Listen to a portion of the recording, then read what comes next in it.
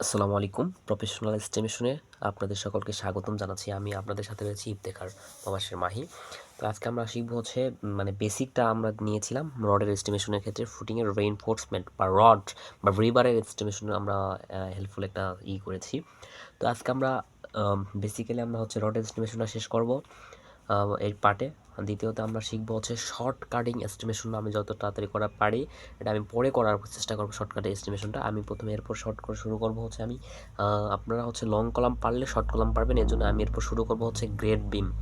এরপর আমি শুরু করবো কি গ্রেড বিম করানোর পর আমি হচ্ছে করাবো হচ্ছে আপনাদের বলে দিচ্ছি যে কী করাবো। গ্রেড বিম করাবো, লং কলাম করার পর হচ্ছে আপনি আঁকাকি বুঝতে পারবেন যে আমি শর্ট কলাম করতে পারছি। যদি না পারেন সেক্ষেত্রে আমরা একটা মনিটাইজেশন করবো যে কীভাবে কী করবেন। হ্যাঁ, তো আচ্ছা এস্টিমেশনের ক্লাসে শুরু করি।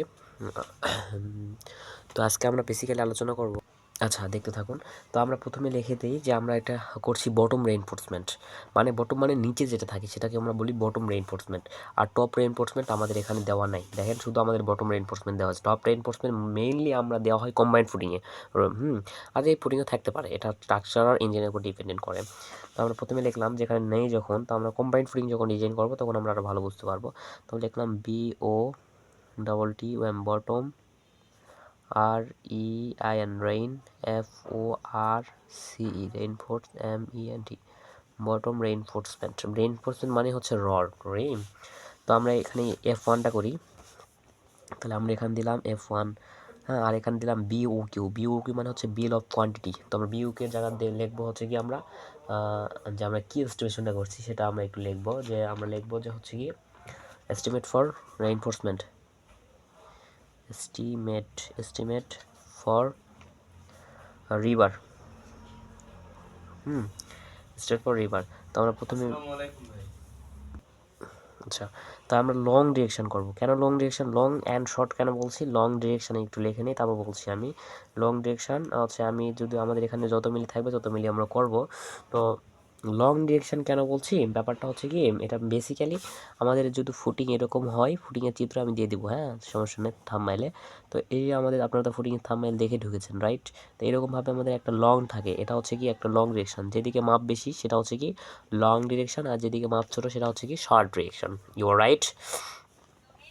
আচ্ছা রাইট, আই এম রাইট। তাহলে হচ্ছে কি 12 ফিট আর এটা হচ্ছে 10 ফিট। আচ্ছা তাহলে এটা বড় দিক, তাহলে আমরা লং ডিরেকশন করছি, তাহলে 12 ফিটের দিয়ে করছি ফর এক্সাম্পল। তো এখানে আমরা দেখছি লেন্থ ব্রেথের সাইজটা দিয়েছে আমাদের ইঞ্জিনিয়ারগণ। এল হচ্ছে দিয়েছে 5 ফিট আর হচ্ছে ব্রেথ দিয়েছে 5 ফিট, মানে দুটাই সমান, এটার ক্ষেত্রে কোনো সমস্যা নেই আমাদের। তাহলে আমরা লিখলাম লং ডিরেকশানে কত মিলিরড, এখানে হচ্ছে 16 মিলিরড। কেন কোথায় পেলাম 16 মিলিরড, এই যে এখানে দেখবেন একটু reinforcement of footing long direction. R1 হচ্ছে কি আমাদের দেখেন 16 mm bar 6 inch centre to centre, মানে আমাদের যে রডগুলো হবে একটা রড থেকে আরেকটা রডের সেন্টার থেকে সেন্টার দূরত্ব হবে হচ্ছে 6 ইঞ্চ সেন্টার টু সেন্টার। তো আমরা এখানে লিখলাম 16 mm রড, 16 mm রড। হ্যাঁ, কত রড, 16 mm রড। ক্লিয়ার? আচ্ছা ক্লিয়ার। রড @ দিতে পারেন 6 ইঞ্চি সেন্টার টু সেন্টার, এটা দিতে পারেন। চলেন লং ডিরেকশন। আচ্ছা আমি একটু ব্যাউটা দেখলাম। আমাদের সূত্র কি ভাইয়া বলছিলাম যে সূত্র সবসময় মাথায় রাখবেন অ্যাজ এ সিভিল ইঞ্জিনিয়ার হিসাবে, সূত্র একটাই রোডের এস্টিমেশনের ক্ষেত্রে, এল গুণ নাম্বার অফ রড গুণ নাম্বার অফ ফুটিং, না ফুটিং করছি এই জন্য নাম্বার ফুটিং গুণ ইউনিট ওয়েট, ডব্লিউতে ইউনিট ওয়েট, মানে 1 ফিট রডের ওজন কত সেটা D² ডিভাইড 532 দিয়ে বের করতে পারবেন। D² ডিভাইড 532 দিয়ে বের করতে পারবেন।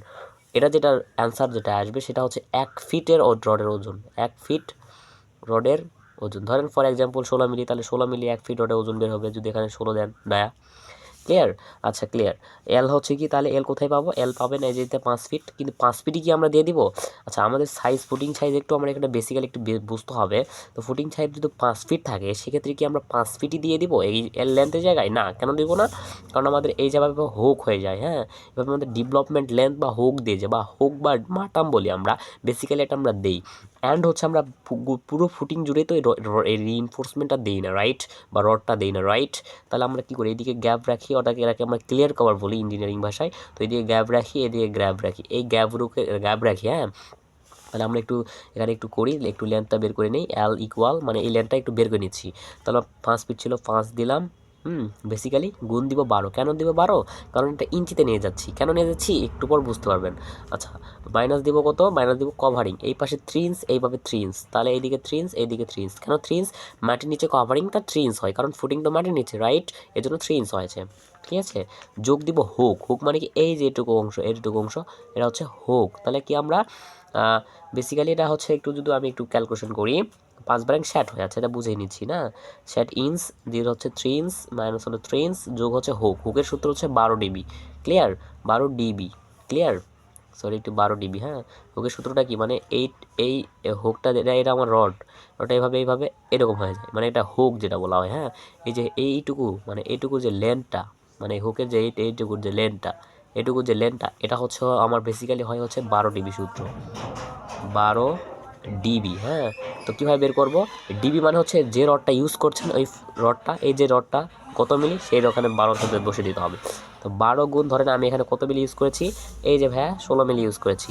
তাহলে আমরা কি দেবো? 12 গুণ 16। তাহলে কত আসে দেখি? 12 গুণ 16, তাহলে 192 মিলিমিটার আসলো। কেন মিলিমিটার আসলো ভাইয়া জানেন? কারণ এটা হচ্ছে আপনার মিলিমিটারে আছে, মানে 12 ডিবিটা মিলিমিটারে ছিল, কারণ 16 তো মিলিমিটারে, রাইট? একে 25.4 দ্বারা আমরা ভাগ করে আমরা ইঞ্চিতে কনভার্ট করে নেব।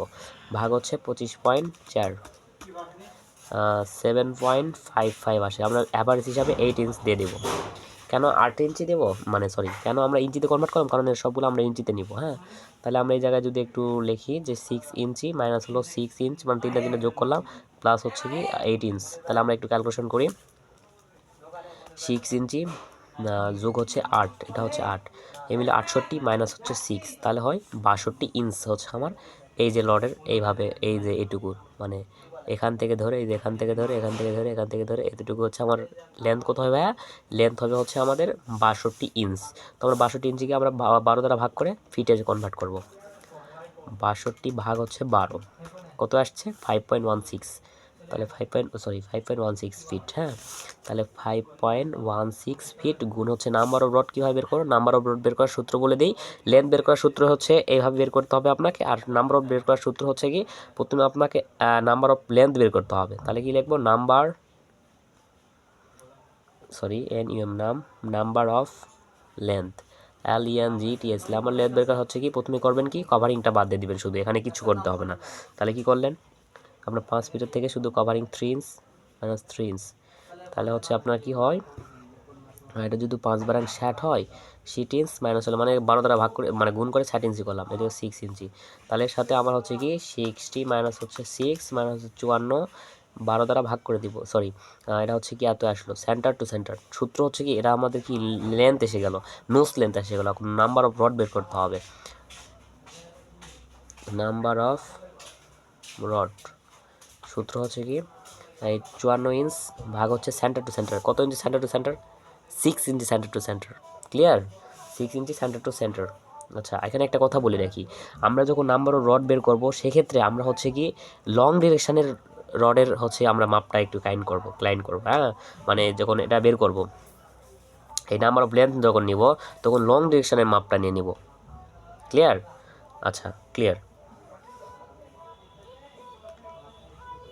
মনে হয় অনেকে বুঝতে পারে নাই, বুঝতে পারবেন একটু পর।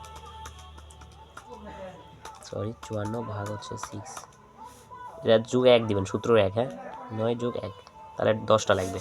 তাহলে এই জায়গায় 10 দিলেন। নাম্বার অফ ফুটিং কয়টা আছে এখানে? এখানে আমরা দেখে নিলাম, ধরেন ফর এক্সাম্পল একটা আছে। ইউনিট ওয়েট কত? 0.48। কীভাবে আসলো? এই স্কোয়ারে এই সূত্র দিয়ে, এটা 16 দিবেন, দিয়ে হোল স্কোয়ার দিবেন, ভাগ হচ্ছে 532 দিবেন, তাহলে দেখবেন 0.48 এসেছে।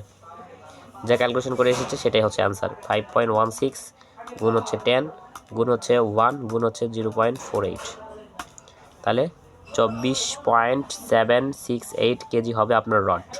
ক্লিয়ার? আশা করি আমরা ব্যাপারটা ক্লিয়ার হচ্ছে পেয়েছি। ভালো থাকবেন, সুস্থ থাকবেন, এবং পরবর্তী ভিডিও দেখার জন্য আমন্ত্রণ রইল।